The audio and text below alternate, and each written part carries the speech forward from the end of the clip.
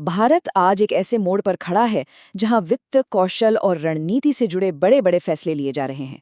तो चलिए, आज हम 5 ऐसी बड़ी कहानियों को समझने की कोशिश करते हैं जो भारत के आने वाले कल को एक नई शक्ल दे रही हैं।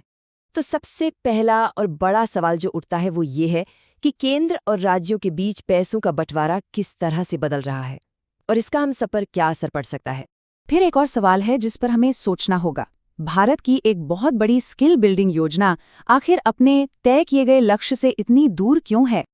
अच्छा, अब थोड़ा रक्षा की दुनिया की तरफ चलते हैं और एक बहुत ही दिलचस्प सवाल देखते हैं कि आखिर एक मिसाइल दूसरी मिसाइल को हवा में ही कैसे तबाह कर देती है। पूरी दुनिया में ना कुछ बेहद जरूरी खनिजों को लेकर एक होड़ सी मची हुई है। अब ऐसे में भारत अपनी सप्लाई को पक्का करने के लिए आखिर कर क्या रहा है? और आखिर में हम बात करेंगे एक ऐसे प्रोजेक्ट की, एक बहुत ही महत्वाकांक्षी प्रोजेक्ट की, जहां उम्मीदें भी हैं और मुश्किलें भी। चीतों को भारत में फिर से बसाने की राह में आखिर क्या-क्या रुकावटें आ रही हैं? तो आज हम इन 5 पड़ावों से गुजरेंगे।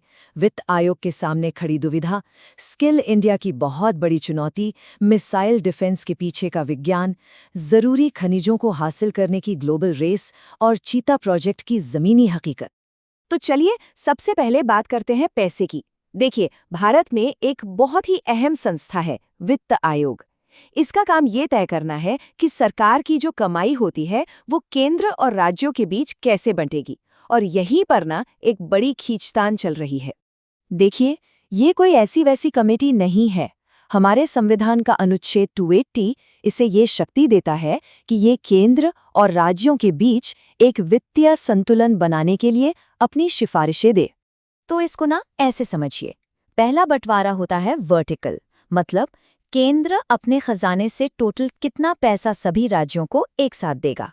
और फिर आता है हॉरिजॉन्टल बंटवारा, मतलब जो पैसा राज्यों को मिला उसे फिर आपस में उनकी जरूरत और योगदान के हिसाब से कैसे बांटा जाएगा। अब कहानी में एक बहुत बड़ा मोड़ आया जब 14वें वित्त आयोग ने कहा कि राज्यों का हिस्सा 32% से बढ़ाकर सीधा 42% कर दो। ये एक बहुत बड़ी छलांग थी जिसे बाद में खैर 41% पर सेटल किया गया। लेकिन कहानी में एक पेच है। केंद्र सरकार ने क्या किया? उन्होंने सेस और सरचार्ज जैसे टैक्स बढ़ा दिए। अब ये वो टैक्स होते हैं जिन्हें राज्यों के साथ बांटने की जरूरत नहीं होती। तो नतीजा क्या हुआ? भले ही राज्यों का हिस्सा प्रतिशत में बढ़ा हुआ दिखे, पर जिस कुल रकम का बंटवारा होना था वो असल में छोटी हो गई। तो अब 16वां वित्त आयोग एक तरह से एक ग्रैंड बार्गेन या कहिए एक बड़ा सौदा करने की कोशिश में है।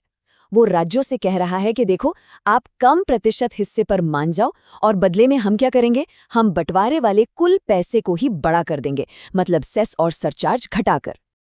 अब देखिए, जब आर्थिक संसाधनों को लेकर ये खींचतान चलती है तो इसका सीधा असर पड़ता है विकास की योजनाओं पर। तो चलिए, अब देखते हैं कि देश की एक बहुत बड़ी योजना स्किल इंडिया आखिर क्यों इतनी चुनौतियों से जूझ रही है। देखिए, लक्ष्य तो बहुत ही बड़ा रखा गया है। 2025 तक देश के आधे विद्यार्थियों को सिर्फ किताबी ज्ञान नहीं बल्कि उनके हाथ में कोई ना कोई हुनर भी देना। ये हमारी राष्ट्रीय शिक्षा नीति का एक बहुत बड़ा सपना है। लेकिन सपने और हकीकत के बीच ना एक जमीन आसमान का फर्क नजर आता है। आज की तारीख में सिर्फ 1.3% छात्र ही हैं जो माध्यमिक स्तर पर व्यावसायिक शिक्षा ले रहे हैं। ये गैप बहुत बड़ा है। और बात सिर्फ ट्रेनिंग देने तक की नहीं रहे।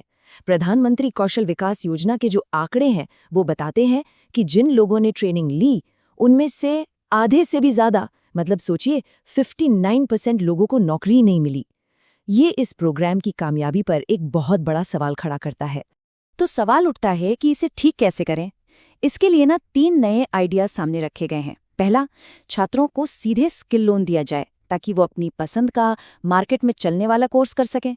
दूसरा, उन्हें स्किल वाउचर्स दिए जाएं जिससे वो कोई खास हुनर सीख सके। और तीसरा, और एक काफी दिलचस्प है, कंपनियों पर एक स्किल टैक्स लगाया जाए जो उन्हें तभी वापस मिलेगा जब वो खुद लोगों को ट्रेनिंग देंगे। तो आर्थिक और सामाजिक सुरक्षा की बात तो हो गई, लेकिन बाहरी सुरक्षा भी उतनी ही जरूरी है ना? तो चलिए, अब जरा तकनीक की उस दुनिया में चलते हैं जहां फैसले सेकंड के 1000वें हिस्से में होते हैं, यानी मिसाइल डिफेंस। इसे समझना ना दरअसल बहुत आसान है। सबसे पहले रडार दुश्मन की मिसाइल को ढूंढता है। जैसे ही वो मिलती है, हमारा कमांड सेंटर उसकी हर हरकत पर नजर रखता है। उसकी स्पीड क्या है, वो किस रास्ते से आ रही है, सब लॉक कर लेता है। और बस आखिर में हमारी अपनी इंटरसेप्टर मिसाइल लॉन्च होती है और बूम, सीधे टकराकर दुश्मन की मिसाइल को हवा में ही खत्म कर देती है। अब देखिए, जैसे रक्षा के लिए टेक्नोलॉजी जरूरी है, वैसे ही उस टेक्नोलॉजी को बनाने के लिए लगने वाले खनिज भी उतने ही जरूरी हैं। तो अब बात करते हैं उस ग्लोबल रेस की जो कुछ बेहद खास खनिजों को हासिल करने के लिए चल रही है। और इस मामले में भारत, आप कह सकते हैं कि 2 मोर्चों पर एक साथ काम कर रहा है। एक तरफ तो देश के अंदर ही नए खनिजों की खोज के लिए और खनन के लिए नियमों को बदला जा रहा है, और दूसरी तरफ अंतर्राष्ट्रीय स्तर पर भारत दुनिया भर के देशों के साथ, जैसे कि ब्राजील के साथ, समझौते कर रहा है। यहाँ तक कि विदेशों में खदानें खरीदने की भी कोशिश हो रही है, ताकि हमारी सप्लाई चेन में कोई दिक्कत ना आए। और अब चलते हैं हमारी आज की आखिरी कहानी पर। एक ऐसी कहानी जो उम्मीद, चुनौती और दुनिया के सबसे तेज जानवर से जुड़ी है। आखिर भारत में चीतों को फिर से बसाने का ये जो प्रोजेक्ट है, ये इतना खास क्यों है? देखिए, ये कोई छोटा-मोटा काम नहीं था। 2022 में नामीबिया से, फिर 2023 में दक्षिण अफ्रीका से और 2026 में बोत्सवाना से इन चीतों को हजारों किलोमीटर दूर भारत के कूनो नेशनल पार्क में लाया गया। अब देखिए, एक तरफ तो इस प्रोजेक्ट का लक्ष्य बहुत बड़ा है, भारत में चीतों की एक ऐसी आबादी बनाना जो खुद पनप सके और साथ ही टूरिज्म को भी बढ़ावा देना। लेकिन दूसरी तरफ एक कड़वी सच्चाई भी है। नए माहौल में ढलने में इन चीतों को बहुत मुश्किल हो रही है। उनकी इम्यूनिटी कम है और दुख की बात है कि अब तक 21 चीतों की मौत भी हो चुकी है। तो आज हमने देखा कि कैसे पैसों के बंटवारे से लेकर युवाओं के हुनर तक और मिसाइल टेक्नोलॉजी से लेकर चीतों के भविष्य तक ये सारी कहानियां कहीं ना कहीं आपस में जुड़ी हुई हैं। यही वो चुनौतियां हैं जो भारत के 2040 तक के सफर का रास्ता तय करेंगे। तो बड़ा सवाल यही है कि क्या भारत इन सभी अलग अलग मोर्चों पर एक साथ कामयाबी हासिल कर पाएगा? इस पर सोचना वाकई बहुत जरूरी है।